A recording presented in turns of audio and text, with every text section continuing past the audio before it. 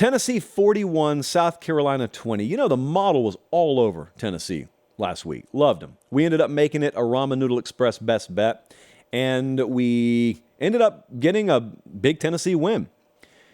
Tennessee's pass rush was one thing that we were focused on in this one. And the second thing was how disproportionately reliant South Carolina has been on one player. Now, it's a good player. It's the quarterback, Spencer Rattler, but they've been really relying on him. We looked at those two, didn't like the matchup at all for South Carolina, but there was one thing that really started to pop in this game that I didn't necessarily see coming, and that was Tennessee's run game.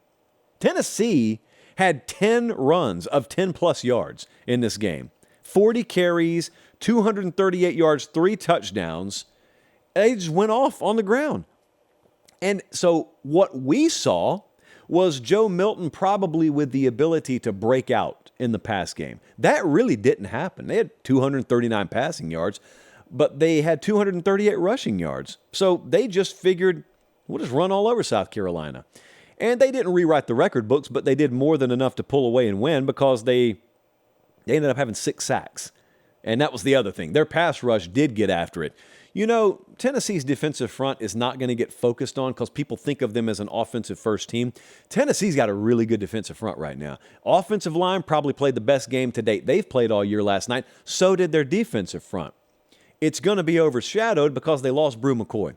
And Brew McCoy was their best pass catcher, best perimeter blocker, and had a devastating injury. We wish him all the best. It sucks. I know it takes the life out of a stadium when you got an injury like that overshadows otherwise what was a great night in Knoxville. I know a bunch of people had that game circled.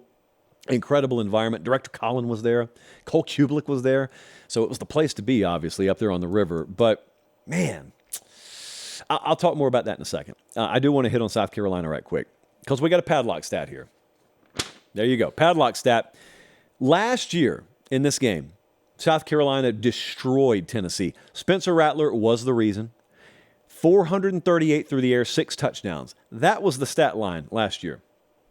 It seems to me a time or two this week, Tennessee's defensive staff emphasized that we're not going to let him beat us with his arm.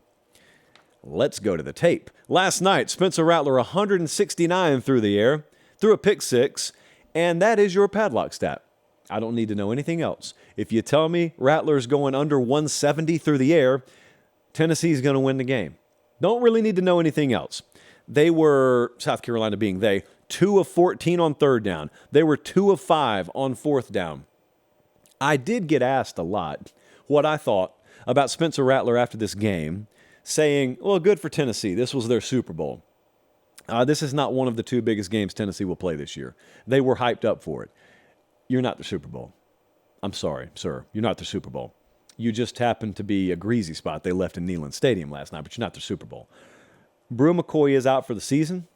I despise that I just said that. So that will lead a lot of people to look at Tennessee and say, that's a big, big detrimental blow, which it is. It's not a fatal blow at all.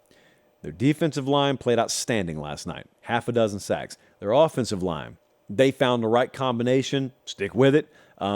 They probably played their best game to date last night. Their ground game, as I said, 10 runs of 10-plus yards. They got some things going for them. They're a flawed team. They've got that in common with everyone else. Nobody knows how the SEC is going to shake out. They got a stretch coming up where they play A&M, and they play at Bama, and they play at Kentucky.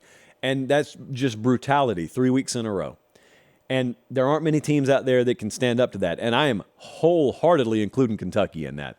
So those are like crowbars to your shins 3 weeks in a row. Hopefully you come out still recognizable on the other side.